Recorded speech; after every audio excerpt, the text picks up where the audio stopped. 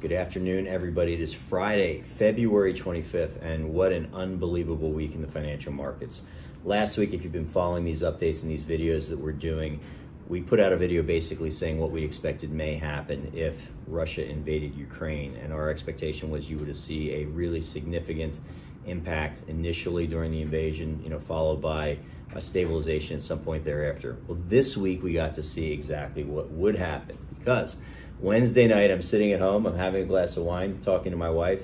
Should have been focused on my wife and not my phone, but I look down at my phone and I see that futures now are down 110 points, which means 900 Dow points to the downside. And I look, what's going on? Well, Russia had launched at that point their invasion of Ukraine. So we're talking amphibious assaults, airstrikes across the entire country, not just in those quote breakaway provinces all the way to the east. This is an invasion on a massive scale of Ukraine. And obviously the market did not like that. Come into work on Thursday morning, as expected, market opens down sharply. Nasdaq's down 3.5%. The Dow's off 900 points at one point. And then something really strange happened. All of a sudden, about midday, market starts to rally. Nasdaq goes positive first, S&P is positive. Then the Dow finally at the end of the day closes in the green. These are major reversals. To give you an idea, the Nasdaq had about a 6.5%, almost 7% range from bottom to the close, which is just that's an extraordinary day in terms of the range of these prices. So what happened? I think there's a couple things in play here. First, already we were dealing with an equity market that was at deeply oversold levels. We had coming into this thing, the Nasdaq at one point had been down about 20%, clearly bear market territory. Small cap index down more than 20%. Bear market territory. S&P 500 off 10, 11, 12%, whatever the actual top value was. Well into correction territory. International stocks down, bond market under pressure. Financial markets deeply oversold coming into this. And so you have a situation where everyone had concern about what this invasion was going to look like. Everyone sold based on that concern. And then all of a sudden when this big news event, this invasion actually happens, now it's part of reality, and some of the fear around it still there for sure, but it kind of dissipates a little bit. Now we kind of know what we're dealing with, and you're not just speculating what you may deal with. So that's one thing.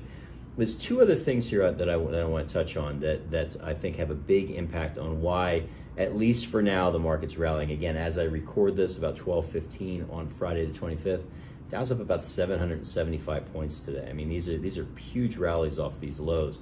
Still back to levels we were about a week and a half ago, but it's a big rally. A couple things happening. First, another headwind for the market this year has been the fact that the Federal Reserve has been pretty clear that they're going to tighten, which quite frankly I think is a good thing. I think they need to. They got to get this inflation under control. They got to get some of the excess liquidity out of the system. But the market doesn't like that as much. In the short term, it likes liquidity. In the longer term, it likes a stable currency. But right now, we're dealing with the short term. So the Fed now also came out yesterday and said that they're going to make decisions about hiking interest rates based on what is happening real time with the Ukraine. Basically changes their calculus a little bit. To the extent that it does, we don't know that yet exactly. But the fact that they're saying that means maybe they're going to be a little bit hawkish in terms of raising interest rates. But the other thing that really, and this hasn't been talked about that much, but as Biden spoke yesterday, an arrow I think that everyone thought the Western powers had in their quiver was pulling Russia out of SWIFT. Now, what is SWIFT? So SWIFT is the Society for Worldwide Interbank Financial Telecommunications. What that basically is, this is the global information system that about 11,000 banks around the world use to record transactions. 150 plus countries. It's the basic global standard for recording transactions across banks for global international trade. Okay. I'd heard some calls for people saying we got to pull Russia off SWIFT. I never thought that was a really good idea. Apparently, the Western powers, the Biden administration didn't think so either, because they announced they weren't going to do this. Now, a lot of people criticized them for that. I actually don't think that was a mistake, and I think that was one of the things that sent the markets on the upswing. Here is why. Okay, everyone knows that fossil fuels, oil and gas, are the lifeblood of the Russian economy. 30%. To put Russia in the context, obviously, really fantastic from a cyber terrorism, being able to disrupt organizations, from a cyber standpoint. Also, a really powerful military, but actually not that profoundly strong of an economy. To give you an idea, the state of Florida has about the same GDP as the entire country of Russia. So it puts into perspective where Russia really stands economically, and the answer is not that powerful. 30% of the entire GDP of basically an economy, massive landmass, but the state of Florida, is oil and gas. Oil and gas is the lifeblood of the Russian economy. So you look at Western economies, specifically the United States, what is the lifeblood of our economy? A big part of it is the fact that we control the world's reserve currency. I'm aware of this pretty acutely, but I think I underestimate the ability that living in the country that controls the world's reserve currency, the US dollar, the currency where 70% of all international trade is conducted in dollars. That means everybody wants dollars. People need dollars to transact business across international lines. Whether they are living in Japan or South Africa, they need dollars. There's demand for dollars.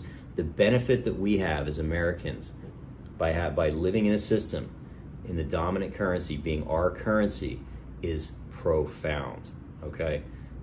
If we start using SWIFT, and SWIFT is basically controlled by central banks in the United States and also over in Europe. That's more or less who runs SWIFT. So Western democracies run the SWIFT system.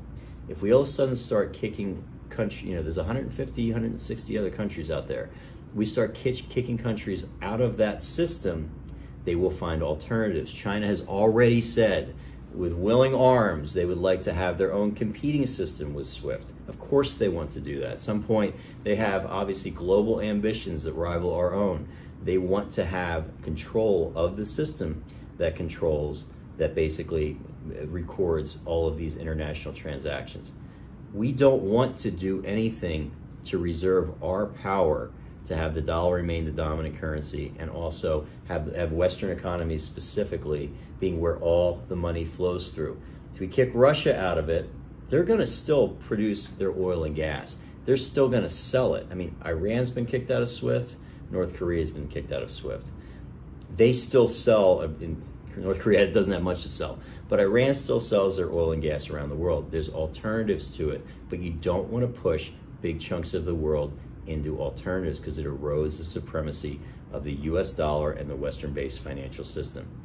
When Biden did say that in his speech yesterday, you really started to see the market take off. And I think that one of the things that people have been massively concerned about from an economic standpoint anyway, I'm not remotely getting into what the human tragedy is and everything else that is occurring over there, but from a purely financial standpoint, I think one of the big concerns that was kind of underlying the big players of the market is we don't want to do anything that puts into jeopardy our status as the issuer of the world's reserve currency.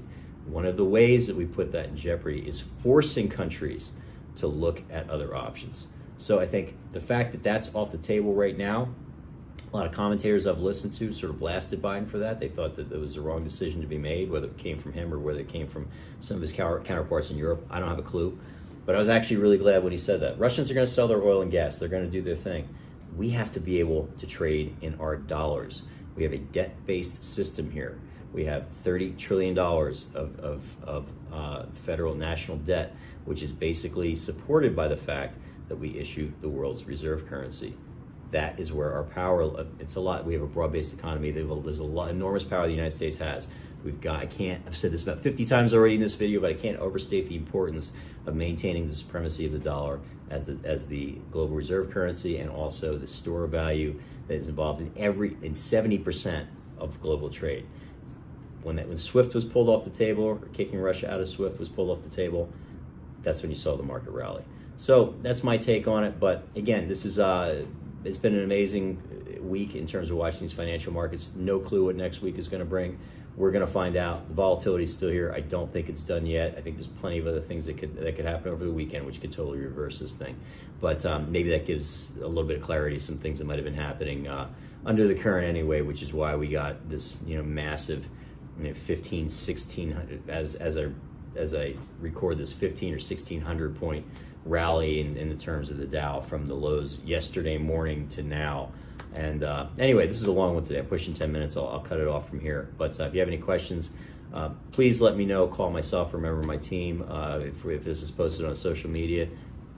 make some comments. I'd love to hear what everybody has to say, and specifically if there's anything more that you'd like me to address, happy to do it. But meantime, long one, longest one we've ever done, but I thought it was important. Have a great weekend, everybody. Look forward to the next one.